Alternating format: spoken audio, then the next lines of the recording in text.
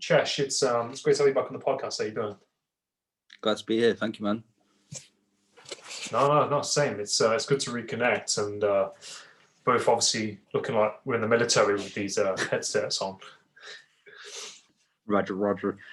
Yeah, Obviously, mine. Yours is actually connected to something. Mine isn't. I'm it's just to blend in. Yeah, I'm just blending in. So yeah, we spoke a little bit about what topic we wanted to cover. Based on recent events in my life from the past week, we've decided to go on dating during coronavirus or during lockdown, during the pandemic. So yeah, it's good to be back. Obviously, the last podcast we did was it was just a voice one, wasn't it, with all the guys. So yeah, it's good to do a video one. But so dating during the pandemic, what has it been like for you? As in, what differences have you found from dating now to say this time last year? Yeah, well, I mean, where I'm based, I kind of have to think about, where I'm going to meet, somewhere preferably open where you can go for a walk or you're outside somewhere. Try not to go to some busy place full of people. And I mean, you living in Cornwall, when you go and pick someone up or something, you've got to drive for an hour that way and then an hour that way. Well, that's the thing. It's like one person could be an hour away or they could be 20 minutes away, and you're trying to choose somewhere in the middle. So it's like, well, and the thing is as well, try not to meet in the same place. If you have a few dates with the same person, trying to mix it up, and it can be difficult. But I think there's a bit of lag your side, Adam. I don't quite know what's going on. It can. Is it? Literally, your face froze for a whole minute. I didn't understand. You just said internet connect. Is it working now? Yeah, it's working fine. Right, sorry, yeah, you. So just repeat that last bit. So yeah, I mean, you have, with this kind of situation, you have to be careful because who you live with and things like that. I live with families, so I see family.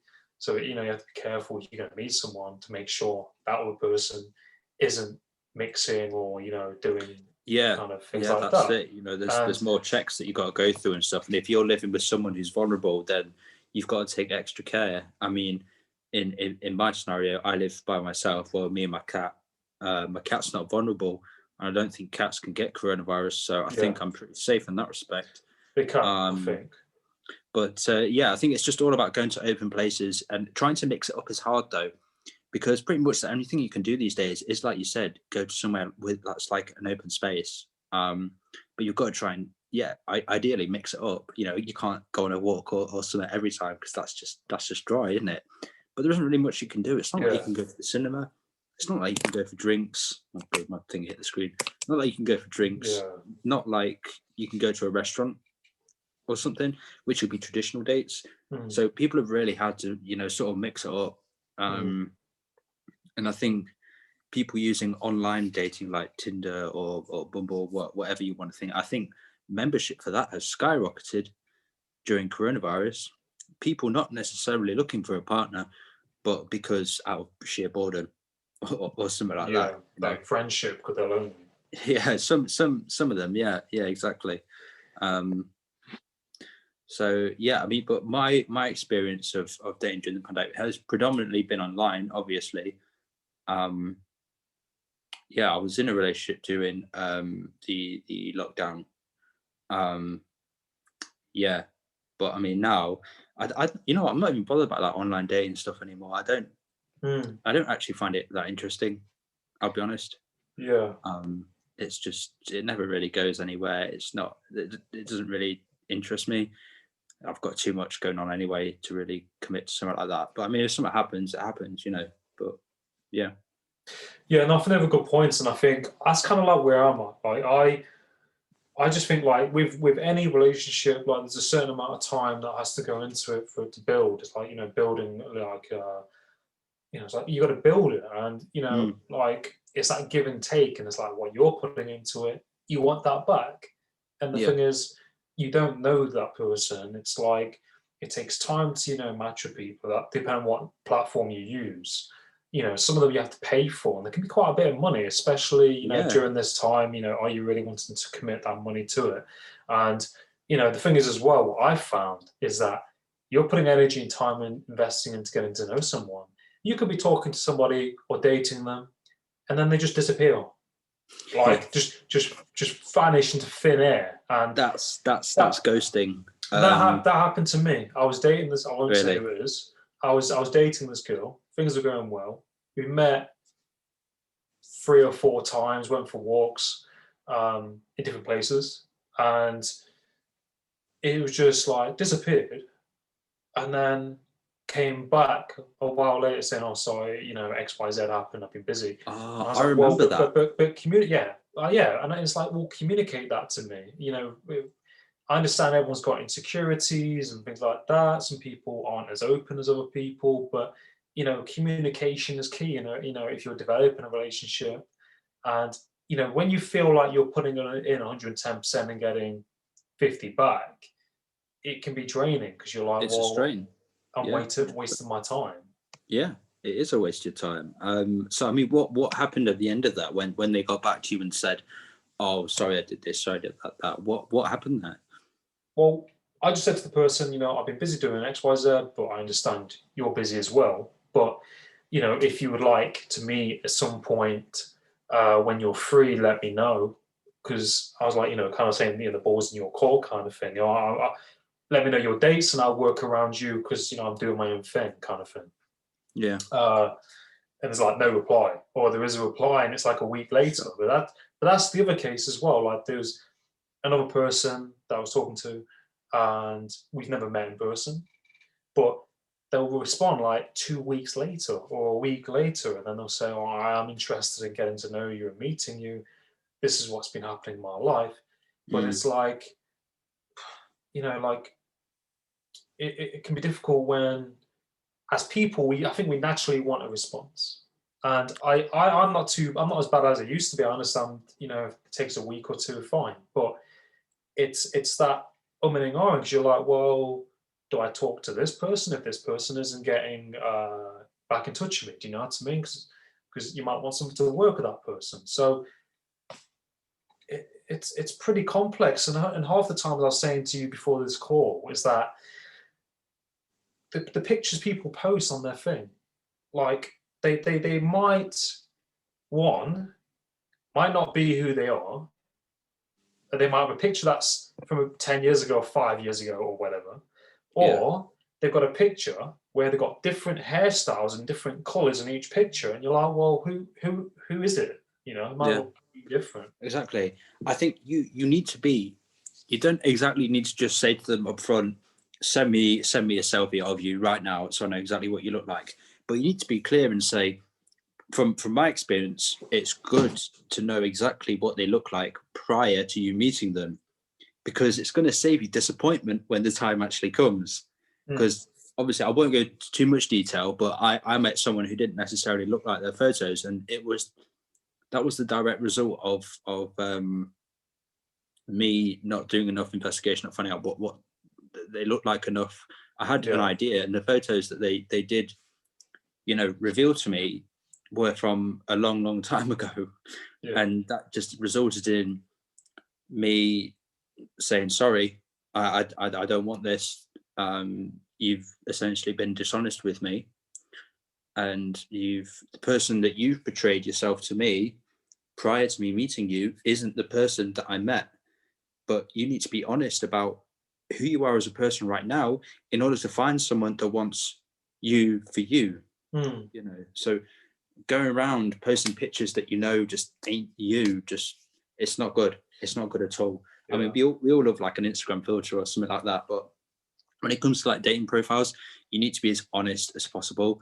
Otherwise, you're just going to be sat there wondering what's going wrong and why you've been single all your life. Because if you're not honest with yourself, then you're not going to find someone who wants to be essentially with you as an individual. That's sort of a level of catfish. It's not the definition of catfish, because catfishing is when you meet someone for the first time and the photos that you've seen them before are of a different person entirely. But the context in which we're speaking is of they put up photos of themselves, but then when you actually go and meet them, they don't look the same because they were from some time ago, or when they used to go gym, or when they were on a diet, or when they actually looked after themselves. Without sounding mean, it's the truth. Truth hurts. I'm sorry. Yeah. And you know what?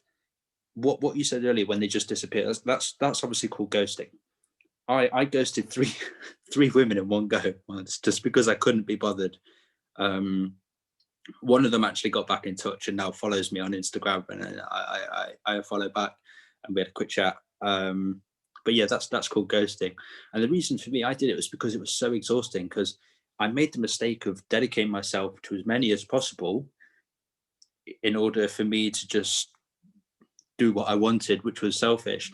And then when it became too much hassle, and I didn't get enough me time, I just kind of shut down and just blocked them all in one go, which was wrong with me. But yeah, that's what I did. That's called ghosting. Yeah, but the thing is, fortunately, it's not happened to me yet. Fingers crossed. But yeah, that's what that is. It's quite common phenomenon in online dating. People can disappear for a number of reasons, like you said. I think the ultimate thing with that is not taking it personally, because because it's never the problem with you. It's the problem with them, and it's Yeah. their own issue that they've got to work out. But the thing is, when it happens to you, this is how I imagine it feels like. It would feel like that you're in the wrong. You've done something. You've not met their expectations. You don't need to meet their expectations. If they don't, if they're not interested in you because of X, Y, Z, they can do one. I think so long as you're being honest with yourself, then you're going to find someone who's going to be honest back, and you'll be very happy together. That's my take on it. Yeah, no, I think that's a really good point, and I think, with, at least like you said, like you kind of recognize and took, you take responsibility for what happened. I think that's key as well. Like, in life in general, like saying, well, that's where I went wrong. I realized that I learned from that. This is what I'm doing now. And I think a lot of the time, people get into relationships when they really don't really know themselves or have a good relationship with themselves. And I mean, I know we're in 20, 26, 27 nearly. And from my experience is that as a person, you kind of have to have that good relationship with yourself to, kind of like love yourself in some way, to be able to kind of have that mutuality with someone else. You know what I mean? You got to understand you, because in my experience, I won't say anyone, but certain people haven't really known themselves, and people can kind of want certain attention from you, and it's like you don't go into relationship kind of having those needs kind of for the other person to fill. Do you know what I mean? It doesn't work like that. It's a two-way thing. Yeah, you can't expect someone to fill a void in your life. Your life has to be you've got to have your shit together. Before. Exactly. You can't rely on someone else, because then that just puts too much pressure on the relationship, and then it's just gonna crumble. Unfortunately, I've seen it happen before to someone I know. But you essentially, I think the saying is, you have to love yourself before you can love someone else. I think that's how it goes. And it's so true in that respect. Don't expect someone to fill the void. You've got to find a way to work on that yourself. And you're not going to find someone until you're completely happy with yourself and you know that you've got a lot to give. Yeah, no, that's a really good point as well. And like, do you think that, I mean, I've heard different stories of people who have met someone and they just click, they get together, they get married, etc. Is that law of attraction, or? I think, well, that's another thing we could touch base on. I think it's kind of partly part of that. I mean, the thing is, some people just click and they hit it off straight away. I think some things take time. You have to get to know people. Yeah, I think you've got to build on that relationship for a long time. But I have seen instances where people have just met, they then push into a relationship. I'm pretty sure I've done it in the past. I think I have, actually. But yeah, there's that's more specific to our generation and the younger generations now, compared to like the boomers. Like they wouldn't, I don't think they did that stuff. They actually took the time to build the relationship. But now we're seeing people getting together like that. You know, they speak for a few days on Tinder or whatever, or what you're using, the Facebook dating one. I need to jump on that. I need to get a profile set up on that. It looks good. And then, you know, they meet up and they just get that connection instantly, and then they both make unanimous decision to build upon that and then try and create something beautiful out of that. It might work for some, it may not work for others, but I'm a big believer in building up the relationship first. Like, I would never consider dating someone who I wasn't friends with first. Yeah. If that makes sense. I mean, I've I have a few female friends that I'm close with, but I wouldn't consider dating any of them. But I have to be, I have to know them personally for a while before I consider, you know, do you want to meet up in a romantic sort of way? I wouldn't just speak to someone for 3 days and then go, oh yeah, do you want to meet? That's a bit strange in my eyes. Yeah. But I know I think as you get older, you're in a bit more of a rush to get things done, aren't you? But I think that's more of a self-gratification in the eyes of your peers, as opposed to actually fulfilling your own happiness. But that's another discussion. Yeah, no, I think we can sometimes think this is the problem, I think, sometimes, is that we look at other people and what they're doing. Oh, that person's in a relationship. Oh, that person's married. They've got a house. They've got kids. Oh, I haven't got that. And then you start looking at your own life and going, you know, what the fuck am I doing? Like, yeah, but that isn't like the way forward. And that's okay to not be in a relationship. It's okay to not be married. It's okay, you know, to not have certain things that other people do. You know, I think ultimately, you know, what I've learned as well is that I would rather be by myself and be happy than be in a relationship for the sake of being in a relationship and not be happy, and then be with someone that you can gel with and connect with and vibe with. And sometimes is from my experience, like you probably feel the same, you got to meet certain people and have certain experiences to kind of know what it is that you want. Like, you got to have those kind of, excuse my French, but shit times sometimes, and go to that place and really think about what kind of person you want to attract. Because, like, I'm an empath, so I noticed a pattern in some of my relationships is that certain people I was attracting into my life had certain things going on, and I wanted to help them and I wanted to fix them. And over time, I've realized, look, it doesn't work that way. You know, you because it will just drain you, and you can't fix someone. They have to fix themselves and all that kind of stuff. But yeah, like you mentioned, the law of attraction, I think that kind of has a big part to play in it. People don't really understand what it is, you know, kind of what you think you attract and that kind of thing, and the kind of people you attract, you know, like in relationships, there'll be a reason for that. Yeah, exactly. You need to be honest with yourself about what you want to attract the right type of person. Because if you're living a lie, you're going to attract the wrong type of people, and they're going to expect different things from you. But go rewinding a bit to what you said just a moment ago about wanting to be married or have kids or whatever. I think everyone grows up expecting, especially like our friends and our circles, parents married, good jobs, whatever. We want to follow in that and have the same, but we don't realize that we need to put our own happiness first. That's the most important thing, and it's identifying that and saying to yourself, I don't need to be in a relationship to be happy. Take your time to find someone that you gel with, you click with, you know. Don't rush into it for the sake of putting on Facebook that you're in a relationship so your friends think that you're normal and like them. Because if people are thinking down on you because you're single, then they can do one. They're not your friends. So yeah, it's about recognizing what you want from life to be happy, working on that, not jumping into something for the sake of it to make others happy. But at the same time, we do live in a world where we're essentially selling ourselves on social media to let people know that we're X, Y, Z or whatever. But yeah, identifying your own happiness first. You got to find out what you want. You got to take the time for it. When you meet someone, you've got to take the time to build that relationship up, so that if a problem happens, you two can work it out and, you know, make it better, because if you rush into something bad happens, you don't know each other very well, it's just going to fall to pieces, and that's not good for anyone, really.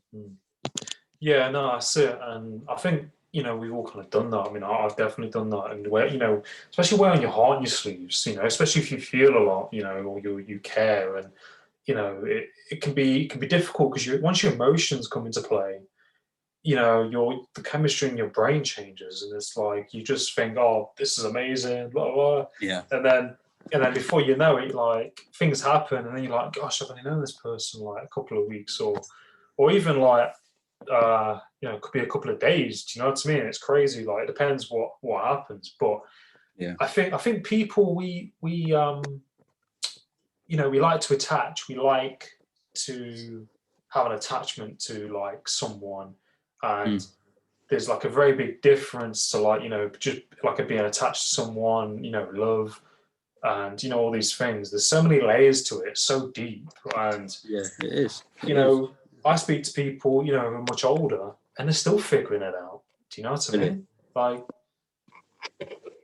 yeah, I mean, everyone's got their own sort of like road taken in respects to this. There's no set time frame on it. You might meet someone with you when you're 20. You might meet someone when you're 40. You might meet someone when you're 60. It's just how it plays out for you. I think you can meet people in the craziest situations, or people always say it happens when you least expect it or when you're not looking for it. Do you know what I mean?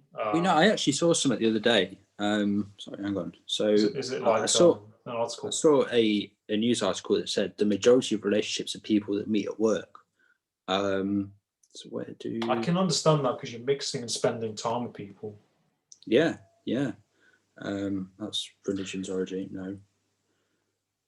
Relationships start. Sorry, I don't know if I can be able to find the article now. It's okay. But what did it touch on?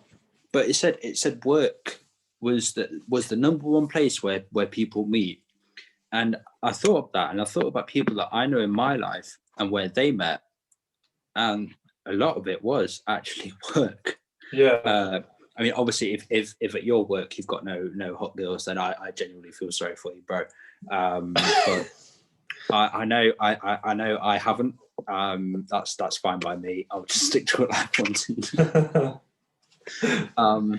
Yeah. I'm listening to what you're saying. I'm just looking at this other article. Yeah, no, it's fine, man. We probably should have looked at some stats, but before we started this, but it's fine.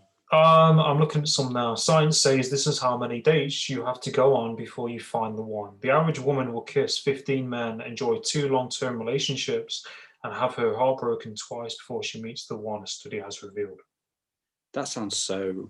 In comparison, men face being stood up twice and having 6 one-night stands before they meet their ideal partner.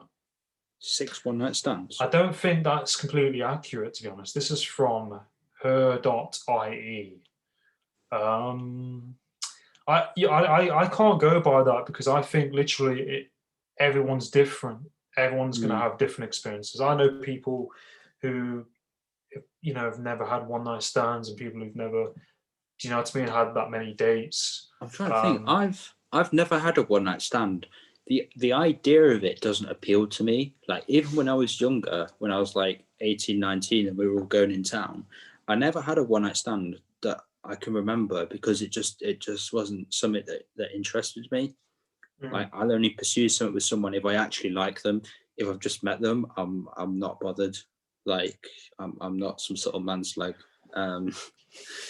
Just looking on this thing. 39% of people said that they met their partner through a friend.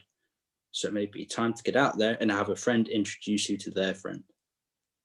That actually makes sense because girls have a lot of girlfriends, and obviously a few of them are going to be single. So that does make sense. I think it's kind of friend of a friend, and you meet up or go somewhere, or they recommend it, or I think that's a definitely big thing as well. I think even through social media, meeting people on social media.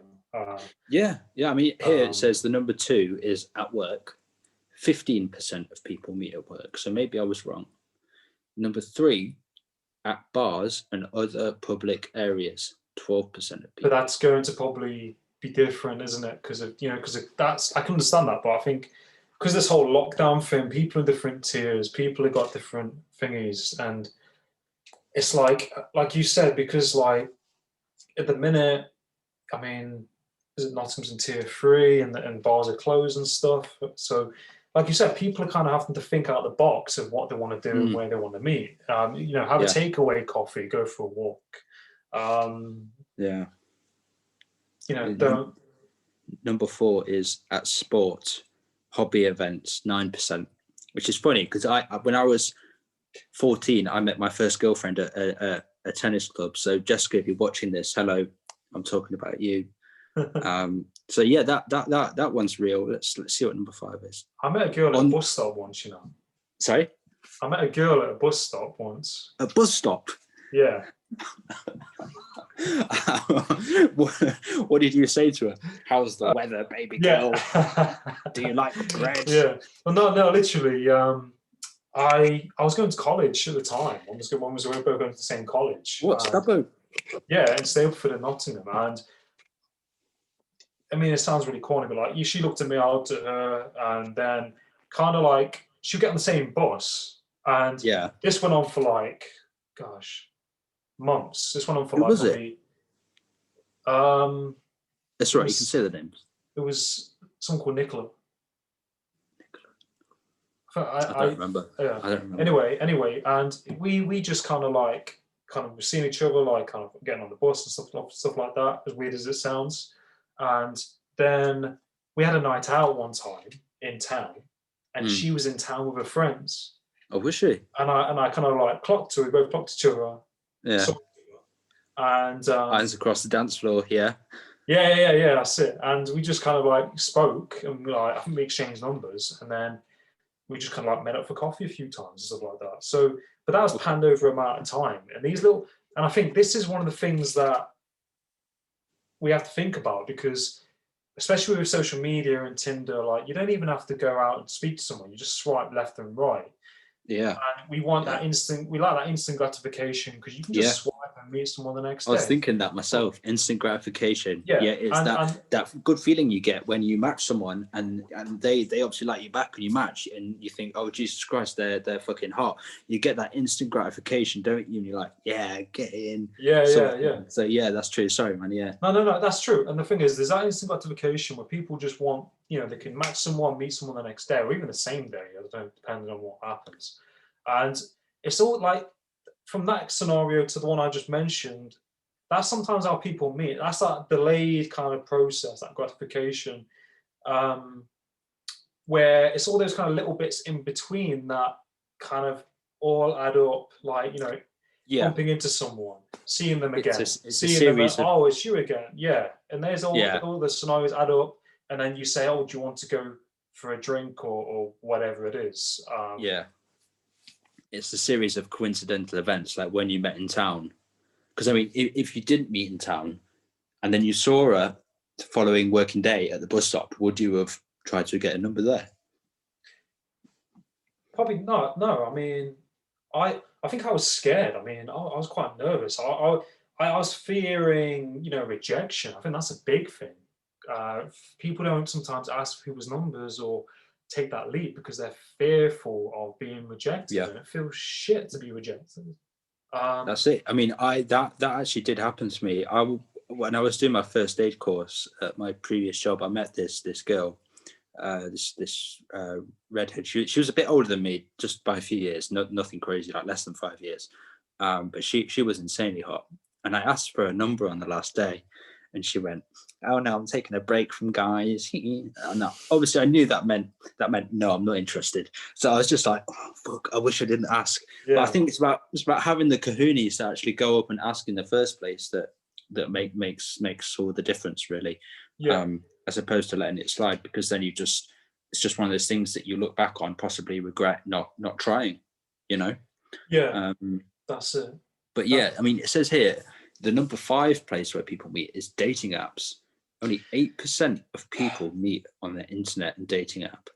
I don't know if this article is correct. I mean, how What's long that ago? From? What source is that? What article? It's from a place called Bustle. like hustle, but take the H way and replace it with a B. And this is from 31st January 2018. So I think these figures have changed slightly. I think especially during the pandemic, the internet dating scene has definitely blown up a bit. I'd say Instagram is kind of, like that's one to watch. Like Gary Vee talked about it. He said, Instagram DMing, like people DMing profiles and saying, getting to know people and networking. Yeah. I think people can meet people in the craziest scenarios. Podcasts. Podcast. I mean, half people I meet are in different countries. So I mean, it's crazy. But I mean, there's this girl I like right now, and I actually told her I liked her not long ago. But she lives in another country, so obviously I know it's not going to work out. So I've got to stick local, which is just stupid. But in an ideal world, obviously, I wish I could go over there. But that's another topic. Like, do you think long-term relationships can work? I mean, do you think if you really like someone, they really like you? I think I'm a believer in fate. So if it happens, it happens. If it's meant to be, it will. If it's not, then it won't. Mm. So I look at it pretty black and white in that respect. Helps me a lot. But yeah, I mean, it would be good, wouldn't it? But obviously, if you're from different countries, you speak different languages. It's ridiculously tough. Like I'm always having to go and like Google Translate and stuff because there's a certain word I don't understand, even though I'm learning the language. And it's tough. But I think if you're both strong enough and have the willpower, you can make it work. But it's whether you can maintain that bond, that relationship, because obviously there's going to be a lot of the time when you're not together, and that you're going to have temptations, which is why people cheat. Unfortunately, it's just a fact. Yeah. I think that's the crazy thing, like cheating and people doing that. I mean, unfortunately, it happens, and I did a podcast for a lady who's a very, very successful business coach, and she helps entrepreneurs and stuff like that. She told me that her partner had an affair, right? And they were married and all the rest of it. But she was so committed to her job, her attention was so much on her job and a professional career, it was not going to the relationship too much. And she said, through that and through having counselling, couple therapy and stuff like that, they worked through it. And she said, that was kind of like the best thing that happened to her, because it kind of made them stronger and made her realize these things. I'm not saying that should happen, but sometimes that happens to people in relationships, and they get back together, and it just shows you, I think, if you're both willing to make things work, you'll make it work. I mean, it's like we said, it's that 50, well, not say 50-50, it's that equal balance, isn't it? Yeah. It is. I mean, I'm pretty black and white in that respect. Like for me, it's one man, one woman for life. And if you break that sort of code, then you may not necessarily deserve the other person. But if the other person is definitely willing, and they're able to essentially look past it, see the person underneath, and bite the bullet, then they're a really, really strong person, and they need commending for that. It does take a lot of courage to do something like that, especially if your partner's not been faithful or what have you. It definitely takes a lot of courage to be able to say, okay, you cheated, but I'm willing to work this out. And a lot of people do that. They may not necessarily get professional help like that the businesswoman you did the podcast with, but they may definitely sort of try and reconcile in that respect. But it just takes a lot of courage to do, I imagine. Yeah. Do you think people sometimes get in certain relationships because they see their family or like parents in certain relationships, if that makes sense? Like if their parents are in a certain following the footsteps of their parents, is that what you're saying? Yeah. Do you think sometimes people do that? It depends. I think it depends on the bond they have with them. Obviously, growing up as a kid, you look towards your parents as role models, don't you? And if they're doing something and then afterwards it works out, you may think that you can do the same because it's going to work out, but that's not necessarily true. It worked out for them doesn't mean it's going to work out for you. But I definitely think that there may be some sort of influence in the decisions taken by individuals as a result of what their parents did or whoever many years ago. Not saying it's definitely going to happen. It may not. But I think because if there's definitely a real bond there between role model and the younger person, then yeah, they may see that sort of behavior as, oh, I can do this, I can do that, and everything will work out fine. I don't think that's a good view to take, because your situation isn't their situation. Even if you've done something the same, you know. Do you think, like, you know, like when some people are in these like negative relationships, like you see some people and you think to them, why they're with that person, or they're going with those certain people who are doing certain things, like they might be abusive or things like this. Like that always kind of blows my mind. But then I think some people get into those relationships because that's kind of probably, you know, if they have a low self-image about themselves, then they're probably going to get with someone who's then going to feed their low self-image by being negative or whatever. Do you know what I mean? Like, or if they're a narcissist, they might get someone that, you know, can make them feel as though they're worthy or whatever. You know, they'll take that energy. What's it called? Narcissistic supply. That's it. Yeah, I mean, people who may have a low sort of self-esteem or low image of themselves definitely leave themselves more open and vulnerable to not necessarily predators, but people who may not have the best of intentions. That's a shame, but it's a fact of life. And the world we live in, I think, doesn't help that at all, because at the end of the day, the world we live in the words of Mr. Traumatic, you know, it's a horrible, cold, evil world that we live in. And some people, the way they think and act is a byproduct of the society that they live in. But that's maybe how they were brought up or whatever. I mean, that's one of the things that kind of you know, I've noticed in the past. You know, certain people that you know have a relationship with, and they might go with someone after you who might be like that or whatever. And I think like relationships are pretty complex. I mean, I think people as we are, we're pretty complex beings, like, you know, how we are. But I think like ultimately kind of what it comes down to, what you said and we said, is that you know, knowing yourself and understanding yourself, and like, you know, communication. Like there's almost like, it's like building a house, isn't it? You know, like there's foundations of a house. It's like you put the foundations down.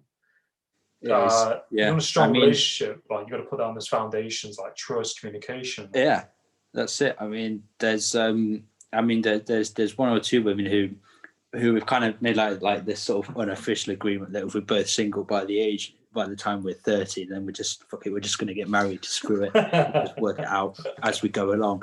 But you know what? I think that could actually probably work, because I think best friends of the opposite sex can eventually build that sort of relationship with each other where it moves from friends to dating or what have you.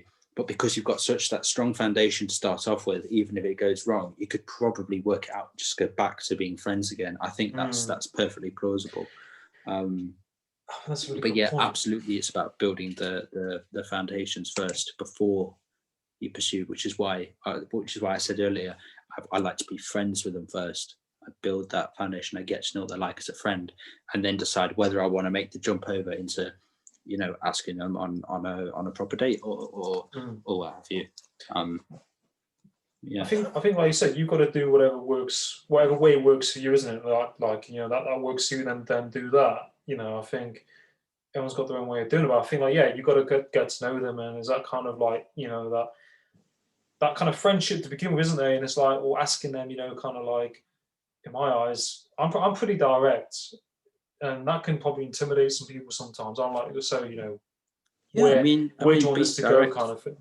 Yeah, being direct and open does carry that sort of intimidation with it, because you're saying something that someone might not want to hear, but they've got to hear it, because if it's the truth at the time, they've got to know it, and they don't like that, they may get defensive or may get rude about it or whatever. that happened to me recently when I had to tell someone the truth about themselves. They did not like it at all. But I had to do it because it was the right thing to do at the time. But yeah. Do you know what you said? Like women, like women and men. Like sometimes, like you said, you might have a good friend, and you might kind of be thinking about like that kind of deeper relationship to it. It's definitely that kind of bridge, isn't it? Like, you know, you've got this good friendship and everything's okay, and people don't want to ruin that sometimes by, you know, trying a relationship. And I think it's I think it's something that you can experience sometimes, and it's like, you know, part of you, it's weird. It's like that kind of devil and angel. Part of you saying like, "Oh, do it," and then the other part saying, "Well, no, this might happen." Yeah, like, you know what? It's funny, bro, because earlier I was thinking about a friend of mine who's a female who have been friends for a very long time, and I was actually just randomly I was running through a scenario in my head like we do, humans do. We always act out sort of scenarios in our mind, and I actually acted out the scenario in my mind whereby we would get together. But the conclusion I reached was I didn't want to put the friendship that we had in jeopardy. So I essentially said, no, I'm not going to do that with you. I want to stay friends because I don't want to put the relationship in jeopardy. So yeah, but I think people who have been friends a very long time do have the capacity to get together. It just depends on the people and the scenario, really. I think, yeah. The friend I'm thinking of, I don't have any romantic feelings towards. They're just a friend, which is why in the scenario that I had in my head, you know, the conclusion I reached was I don't want to ruin the friendship because it's not worth it, because I value you too much as a friend, so I wouldn't want to do X, Y, Z with you romantically or whatever. Yeah, no, that's it. And like, it's nice to daydream though, isn't it, Adam? I think you can, you know, you can think about things happening and stuff like that. It's I think, you know, they might feel the same way, and I think there's like two sides to it, isn't there? Like you either go, you know, this isn't going to work out, I don't want to ruin it, or you try it and find out, and you kind of deal with it, whatever happens, don't you? I think there's like, you know, there's this thing about regrets, isn't there? You know, like, you know, you don't want regrets of. That's it. Yeah, I'm just taking this off. No, nice one. It's It's so loud now. It's so loud. It's like, yeah. I'll turn this down a sec. Okay, there we are. It's the boombox voice, and yeah. But I think, you know, everyone's on their own path and their own journey in some way. You've got to. I think the best way is just by trying things out and learning, and I think as well, like relationships is what I've come to learn is learn from those mistakes and don't make those same mistakes, because sometimes you can have patterns where you're attracting the same kind of people or doing the same kind of things, and it's like realizing, well, I could go down that road if I wanted to, but I know I should go this way. Do you know what I mean? There's listening to your heart, then there's listening to your brain. You should listen to your brain every time, but because we like the gratification, the feeling of being in a relationship, being loved or whatever, you know, sometimes we'll sort of put accountability and sensibility to one side in the pursuit of that gratification. But that's just how we work when it comes to relationships. That's why we make stupid decisions in the name of our partner, or stupid decisions in the name of love or whatever. But yeah, no, that's totally right. No, so is there anything else that you want to touch base on? No, I think we've covered a lot extensively. Moving forward, I'm just going to see how we get. I'm not interested in sort of Tinder or shit like that. I'm not really bothered. If it happens, it happens. Yeah, I assume you're in the same boat. Yeah, I mean, like I funnily enough did a podcast I'm going to release soon with a lady, and she is setting up this kind of platform where she's kind of collaborated with somebody who's got really advanced technology that can profile match one person to another person. And what's it based on? Like what? Like variables does it take into consideration when deciding the match? think it's like, you know, how the person looks, that what the background and what their hobbies are, and that kind of thing is kind of pairing. Okay. So it's like the same class of person. yeah, so you kind of get that matches similar to you. And yeah, I mean, dating cross class is an actual issue. It's not really spoken about a lot. It's a bit of a taboo. It's like poor man, rich woman wouldn't work out, and vice versa. yeah, We usually date people from the same class because we have the same interests, we have the same upbringing. Like all my girlfriends date have been middle class like me, because we're the same sort of person in that respect. But I think love doesn't really categorize itself like that. no. It just depends on the people, really, more than their upbringing or whatever other variables that you want to take into consideration, because it has no bounds per se. Yeah. But no, I think we pretty much covered everything, man. Yeah, I think being happy as well. You know, I think being happy. You know, being ultimately happy. Yeah. You know, probably, you know, it's not just getting with someone for the sake of money. You know, I think that's a big thing.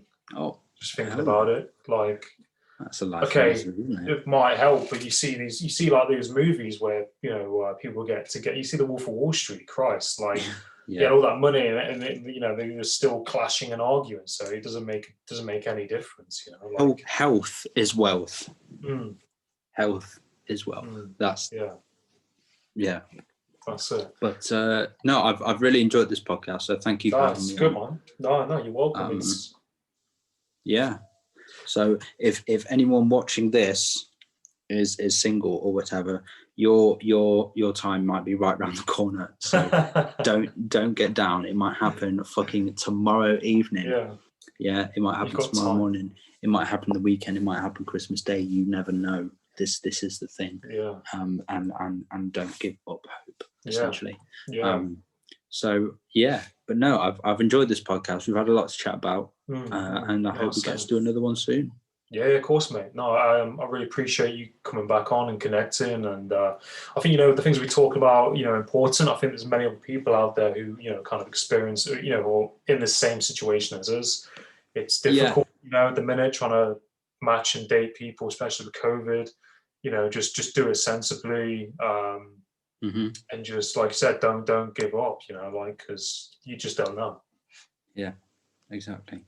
No, but have a great day.